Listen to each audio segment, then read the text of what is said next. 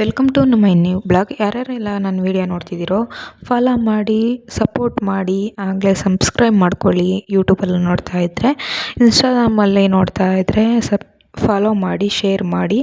ಹಾಗೆ ನಿಮಗಿಷ್ಟ ಆದರೆ ಇನ್ನೂ ನಂದು ಇದೇ ಥರ ವೀಡಿಯೋಗೋಸ್ಕರ DM ಮಾಡಿ. Thank you so much.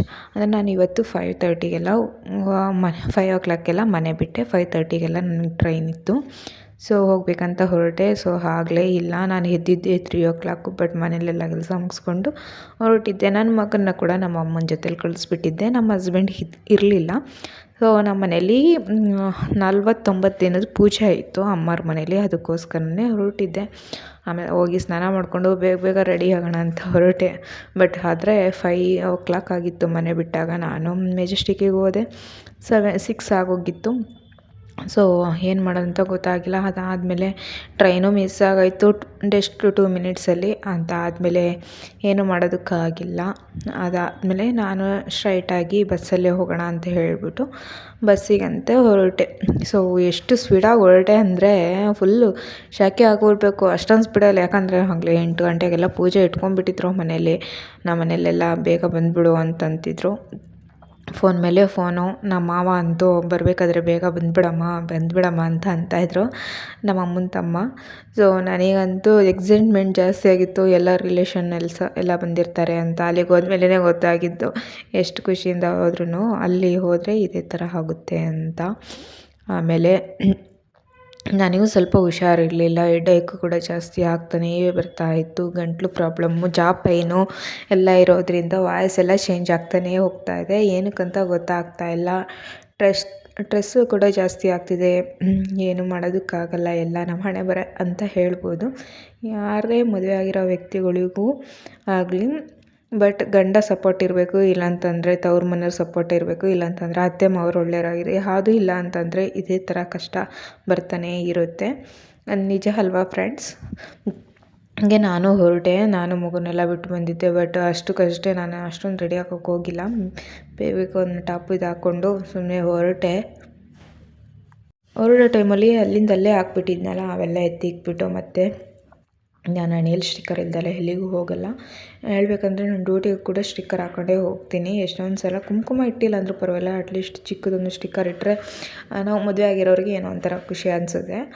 ಅದಾದಮೇಲೆ ನಾನು ಒಳಗೆ ಬಟ್ಟೆ ಎಲ್ಲ ಹಂಗೆ ಬಿಟ್ಬಿಟ್ಟಿದ್ದೆ ಡೈನಿಂಗ್ ಟೇಬಲ್ ಮೇಲೆ. ಅವೆಲ್ಲ ಎತ್ತಿಕ್ಬಿಟ್ಟು ಡೈನಿಂಗ್ ಇರ್ದಲೇ ಇರೋ ಕಾರಣಕ್ಕೆ ನಾನು ನೀರು ಬ್ಯಾಟಲ್ಲೆಲ್ಲ ಇಲ್ಲೇ ಇಟ್ಟಿದ್ದೀನಿ. ಕಿಚನ್ನು ಯಾಕಂದರೆ ತುಂಬ ಚಿಕ್ಕದು, ಅದಕ್ಕೆ ಇಡೋದಕ್ಕಾಗಲ್ಲ ಅಂತ ಹೇಳ್ಬಿಟ್ಟು.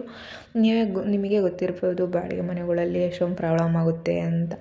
ಸ್ವಲ್ಪ ದೊಡ್ಡ ಮನೆ ಮಾಡೋಣ ಅಂದರೆ ಏನೋ ಅಂತಾರಲ್ಲ, ಅಲ್ಲಿದ್ದಾರೆ ಕಡಲೆ ಅಲ್ಲೇ ಇರಲ್ಲ ಅಂತ ಎಷ್ಟೊಂದು ಮನೆ ಹುಡುಕ್ತೆ. ನನಗೆ ಯಾವುದೂ ಸೆಟ್ಟೇ ಆಗಲಿಲ್ಲ. ಬಟ್ ಗಾಡಿ ನಿಲ್ಸೋಕ್ಕೆ ನಮ್ಮದು ಒಂದು ಆಟೋನುವೆ ಮತ್ತು 2 ವೀಲರ್ ಇರೋದ್ರಿಂದ ನನಗೆ ಮಗನೂ ಆಟಾಡೋದಕ್ಕೆ ಸ್ವಲ್ಪ ಪ್ಲೇಸಸ್ ಬೇಕಾಗಿತ್ತು. ಮತ್ತು ಸ್ಕೂಲ್ ವ್ಯಾನ್ ಬರೋದಕ್ಕೆ ಅನುಕೂಲ ಆಗಬೇಕಾಗಿತ್ತು. ಆ ಥರ ಜಾಗ ಹುಡುಕ್ಬಿಟ್ಟು ನಾನು ಮನೆ ನೋಡಿಕೊಂಡು ಇರೋದು. ಅದಾದಮೇಲೆ ನಾನು ತಲೆನೂ ಸಹ ಬಾಚ್ಕೊಳ್ಳಲಿಲ್ಲ. ಹಂಗೆ ಒಂದು ಕ್ಲಿಪ್ ಹಾಕ್ಕೊಂಡು ರೆಡಿ ಆದೆ. ಹೋಗೋಷ್ಟರಲ್ಲೇ ಡ್ರೈ ಆಗಿರುತ್ತೆ, ಆಮೇಲೆ ನೋಡೋಣ ಅಂತ ಅಂದ್ಕೊಂಡು. ಸೊ ಹೋಗ್ತಾನೆ ಈ ಥರ ಎಲ್ಲ ಮಾಡಿಕೊಂಡು ಹೊರಟೆ. ಆದರೂ ನನಗೆ ಅನ್ಕಂಫರ್ಟೇಬಲ್ ಆಯಿತು. ಮತ್ತು ಹೋಗಬೇಕಾದ್ರೆ ಚಳಿ ಕೂಡ ಆಗೋಯಿತು. ತುಂಬ ಅಂದರೆ ತುಂಬ ಚಳಿ ಸ್ಟಾರ್ಟ್ ಆಗೋಯಿತು. ಏನು ಮಾಡೋದಪ್ಪ ಅನ್ನೋ ಟೈಮಲ್ಲಿ ಸ್ವೆಟರ್ ಕೂಡ ತೊಗೊಂಡೋಗಿದ್ದೆ, ಬ್ಯಾಗಲ್ಲಿ ಇಟ್ಕೊಂಡು ಹೋಗಿದ್ದೆ, ಒಂದು ಇರಲಿ ಅಂತ ಹೇಳಿಬಿಟ್ಟು. ಆಲ್ರೆಡಿ ಬ್ಯಾಗೆಲ್ಲ ಪ್ಯಾಕ್ ಮಾಡಿ ಆಚೆಗೆ ಬಂದಿದ್ದೀನಿ ಗಾಡಿ ಮೇಲೆ. ಸೊ ನಾನು ಗಾಡಿಯಲ್ಲಿ ಹೋಗ್ತಾ ಇಲ್ಲ ಇವತ್ತು, ನಾನು 2 ವೀಲರಲ್ಲೇ ಹೋಗ್ತಾ ಇರೋದು. ಆದಮೇಲೆ ಎಲ್ಲನೂ ಹೊರಗಡೆ ಇಟ್ಟು ನಾನು ಕೀ ತೊಗೊಂಡು ಬೀಗ ಹಾಕ್ಕೊಂಡು ಮನೆಗೆ, ಪಕ್ಕದ ಮನೆಗೆ ನಮ್ಮ ತಂಗಿ ಮನೆಗೆಲ್ಲ ಕೊಟ್ಟೆ ಬೀಗನ. ಸೊ ಆದ್ರೂ ಏನೋ ಮರ್ತಿದ್ದೀನಲ್ಲ ಅನ್ನಿಸ್ತಾ ಇತ್ತು. ನೋಡಿದರೆ ಸಿಲಿಂಡರ್ ಆಫೇ ಮಾಡಿರಲಿಲ್ಲ ನಾನು. ಅದಾದಮೇಲೆ ಬಟ್ಟೆ ಎಲ್ಲ ಆಚೆ ಇತ್ತು.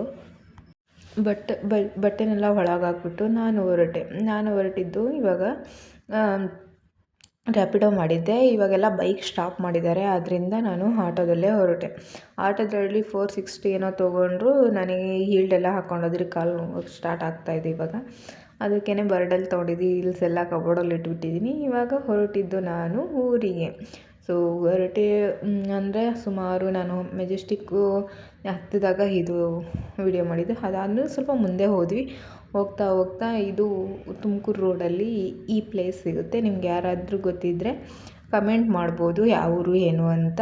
ಬಟ್ ನೋಡೋಕೆ ತುಂಬ ಚೆನ್ನಾಗಿತ್ತು, ಅದಕ್ಕೋಸ್ಕರ ನಾನು ಮಾಡಿದ್ದು ವಿಡಿಯೋ ಅಷ್ಟೇ. ಅದಕ್ಕಿಂತ ಸ್ವಲ್ಪ ಮುಂದೆ ಹೋದೆ, ಇಲ್ಲಿ ಗಂಟೆ ಬಸಪ್ಪನ ದೇವಸ್ಥಾನ ಇದೆ. ಸೊ ಫೇಮಸ್ ಅಂತೆ, ನನಗಷ್ಟು ಗೊತ್ತಿಲ್ಲ, ಬಟ್ ರೋಡಲ್ಲಿ ಕಾಣಿಸ್ತು. ನಾನು ಯಾವುದೋ ರೀಲ್ಸಲ್ಲಿ ನೋಡಿದ್ದೆ, ಅದಕ್ಕೋಸ್ಕರ ಮಾಡಿದೆ. ಯಾರು ನನ್ನ ವೀಡಿಯೋ ನೋಡ್ತಿದ್ರೆ ಎಲ್ರಿಗೂ ಥ್ಯಾಂಕ್ ಯು ಸೊ ಮಚ್. ಇಷ್ಟೇ ನನ್ನ ವೀಡಿಯೋ.